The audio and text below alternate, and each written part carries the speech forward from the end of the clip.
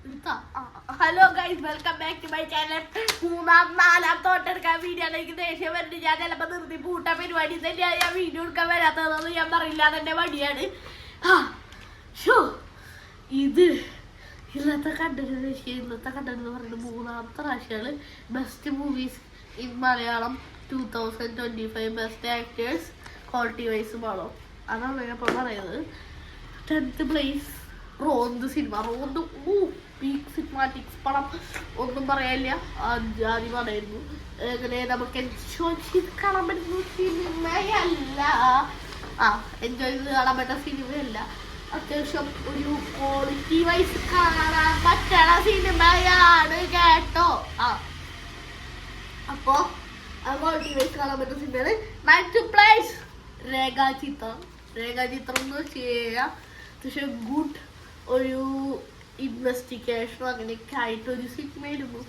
പിന്നെ അത് variety concept പിടിച്ചിട്ടുള്ള investigation ആയിരുന്നു. അവിടേക്ക് അത് ഇഷ്ടപ്പെട്ടു. അപ്പോൾ അത്രേ ഉള്ളൂ. അപ്പോൾ അടുത്ത സിനിമ തുടരും. തുടരുമ്പോൾ എനിക്ക് അത്രയ്ക്ക് ഇഷ്ടപ്പെട്ടില്ല. നിങ്ങൾക്കൊക്കെ ഇഷ്ടപ്പെട്ടോന്ന് എനിക്കറിയില്ല. എല്ലാവർക്കും ഇഷ്ടപ്പെട്ടു. സോറി അത് ഞാൻ നിങ്ങൾക്കൊക്കെ ഇഷ്ടപ്പെട്ടുണ്ടാവും. എനിക്കിഷ്ടപ്പെട്ടില്ല. എൻ്റെ കൂടെ കാണാൻ വന്നവർക്കൊന്നും ഇഷ്ടപ്പെട്ടില്ല. വെച്ച് കഴിഞ്ഞാൽ അത് അങ്ങനത്തെ ഒരു പടമായി പോയി. അതിൻ്റെ റിവ്യൂ നമ്മൾ കേട്ടിട്ടില്ല. അപ്പോൾ അതാണ് പറയാനുള്ളത്.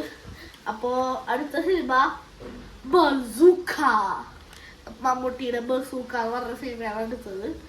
അപ്പോൾ ബസൂക്കനെ കുറിച്ച് പറയുകയാണെങ്കിൽ അടിപൊളി ഒരു സീൻ പടമായിരുന്നു. ലാസ്റ്റത്തെ 20 മിനിറ്റ് പീക്ക് സിനിമാറ്റിക്സ് ഒക്കെ ആയിട്ട് പെട്ടൊരു അതങ്ങോട്ട് പൊക്കോട്ടെ, ശല്യപ്പെടുത്താൻ നിൽക്കണ്ട. പീക്ക് പടമായിരുന്നു അതൊക്കെ സത്യം പറയാറൊക്കെ. ഇനി 9th ഓഫീസർ ഓൺ ഡ്യൂട്ടി. അതങ്ങേറ്റം പടമായിരുന്നു കേട്ടോ, സത്യം പറയാലോ. ഒരു ഇൻവെസ്റ്റിഗേഷനും വളരെ ഇതൊക്കെ ആയിട്ട് ഒരു പടമായിരുന്നു. വില്ലനാദ്യം നമുക്ക് ആദ്യം അറിയാം, പക്ഷെ അത് വരെ പോണതും പിന്നെ അതൊക്കെ ആയിട്ട് ബെസ്റ്റ് മൂവിയായിരുന്നത്. പിന്നെ 5th സർവമായ. ശരിക്കും ക്വാളിറ്റി വൈസ് ആണ്. 5th സർവമായി കൊടുക്കില്ല, നമുക്ക് എല്ലാവർക്കും അറിയാം. കാരണം സർവമായ എൻജോയ്മെന്റ് പടമാണ്. ക്വാളിറ്റി വൈസും സിനിമാറ്റിക്സും അടിപൊളിയാണ്. പക്ഷെ അത് എക്കോടെ അത്രയ്ക്കൊക്കെ ഉണ്ടോ സർവമായ സിനിമാറ്റിക്സ് ഒക്കെ ആയിട്ട് ഇല്ല. അതുകൊണ്ട് ഞാൻ 5th ഒന്നും എന്തായാലും കൊടുക്കത്തില്ല ഈ സിനിമയ്ക്ക്. പക്ഷെ ഇത് എൻജോയ്മെന്റ് വൈസായിട്ട് 5th സർവമായ നല്ലൊരു പടമാണ്. പക്ഷെ റിവ്യൂ കണ്ടാൽ മതി നിങ്ങൾ കേട്ടാ. ഇവിടുത്തെ നിങ്ങൾ ഇനി ഇത് കണ്ടിട്ട് നിങ്ങൾ സർവമായ റിവ്യൂ കാണുമ്പോൾ നിങ്ങളത് പോയി കാണില്ലേ, എനിക്കറിയാം നിങ്ങളുടെ സൂത്രം കേട്ടാ. പിന്നെ അടുത്തത് പടക്കളം. പടക്കളം എന്ന് വെച്ച് കഴിഞ്ഞാൽ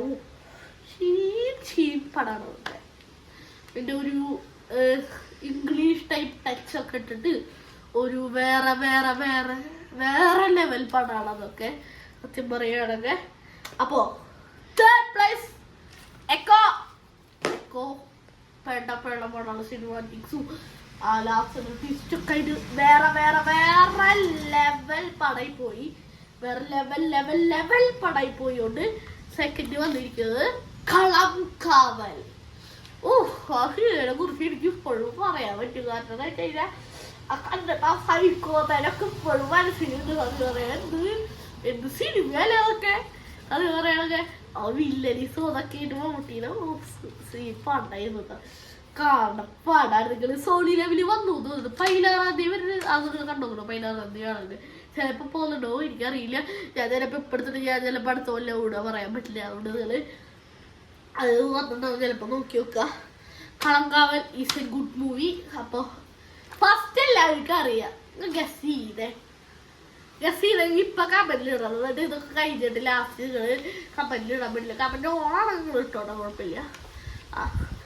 എല്ലാവർക്കും അറിയാൻ പറ്റുന്നല്ലേ ലോക ചാപ്റ്റർ 1 ചന്ദ്ര. അതെന്തായാലും അതാവുള്ളൂ നിങ്ങൾക്കൊക്കെ അറിയാം സത്യം പറയണം. കാരണം അത് സിനിമാറ്റിക്സും ആ സൂപ്പർ ഹീറോ എലമെന്റ്സ് ഒക്കെ കൂടിയിട്ട് അതൊരു സൂപ്പർ അതിനെ കുറിച്ച് അധികം പറയേണ്ട ആവശ്യമില്ല, എല്ലാവർക്കും അറിയണ പരിപാടിയാണ്.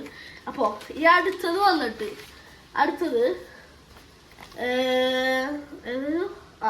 ക്വാളിറ്റി വൈസ് മൂവീസ് വരികയാണെന്നൊക്കെ 3rd പ്ലേസ് വെച്ചാണ്.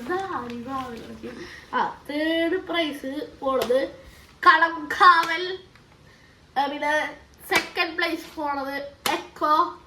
1st പ്ലേസ് പോണത് ലോക ചാപ്റ്റർ 1. പക്ഷെ ഇത് അതിലുള്ള ലിസ്റ്റ് തന്നെയാണ്. ഇപ്പൊ എനിക്കൊന്നും ചെയ്യാൻ പറ്റില്ല, ഇത് തന്നെയാണ് പറയാനുള്ളൂ. ആ പിന്നെ ബെസ്റ്റ് ആക്ടേഴ്സ് ഇക്കൊല്ലത്തെ ഏറ്റവും അടിപൊളിയായ ആക്ടേഴ്സ് മമ്മൂട്ടി, സന്ദീപ്, മോഹൻലാൽ. ഇത് എന്റെ അമ്മയുടെ എടുത്താട്ടോ, പറയാൻ പറ്റില്ല എന്നിട്ടത് പിന്നെ അമ്മയുടെ എഴുത്തായിട്ട് എനിക്കധികം മനസ്സിലായില്ല. ഞാൻ എഴുത്ത് എനിക്ക് മടിയുണ്ടാണ്, അല്ലാണ്ട് എനിക്ക്. അപ്പൊ ഇതാവട്ടെ അമ്മയുടെ എഴുത്ത്. ഇത് കാണാണ്ടോ എനിക്കറിയില്ല. കണ്ട ഡോക്ടർ എഴുതണ വരിയാണ് എഴുതുക, ഒരു കുന്തോ മനസ്സിലാവില്ല. ഇത് എനിക്ക് സ്കൂളിലെ കുട്ടികൾ എഴുതല്ല എഴുതില്ല. എൻ്റെ എഴുത്തൊക്കെ മറ്റേ അക്ഷരം പോലത്തെ എഴുത്താണ്. ഇത് ചിലവരെ എഴുതുന്നതാണ് ഇങ്ങനെ ഇങ്ങനെ എഴുതും, ഡോക്ടർ എഴുതണ വരി എഴുതുക, ഒരു കുന്തോ മനസ്സിലാവില്ല, സത്യം പറയാലോ. പിന്നെ പ്രണവ് മോഹൻലാൽ ഇപ്പൊ സിനിമയിലൊക്കെ അടിപൊളിയാണ്. പിന്നെ വെച്ച് കഴിഞ്ഞാൽ തുടരും എന്താന്ന് വെച്ച് കഴിഞ്ഞാൽ എനിക്കറിയാൻ ഇഷ്ടമില്ല സിനിമ. ദൃശ്യം ടൈപ്പ് സിനിമ, ഇത് സത്യം പറയാ ദൃശ്യത്തിന്റെ കഥ പോലെ തന്നെ ഒരു കഥ, അങ്ങനത്തെ ഒരു കേട്ട് എനിക്കറിയാൻ ഇഷ്ടപ്പെട്ടില്ല. പിന്നെ മോഹൻലാൽ ഫാൻസ് പറഞ്ഞിട്ടൊന്നും പറയണ്ട. എനിക്കിഷ്ടപ്പെട്ട സിനിമകളുടെയൊക്കെ സ്ഥാനം അങ്ങനെ തന്നെ കൊടുത്തിട്ടുണ്ട്. അപ്പോ അടുത്ത വീഡിയോയിൽ കാണാം. മൂന്നാമത്തെ വീക്കറിയാം. കുറച്ച് പോയി വെള്ളം കുടിക്കട്ടെ കേട്ടോ. അപ്പോ ഓക്കെ, ബൈ.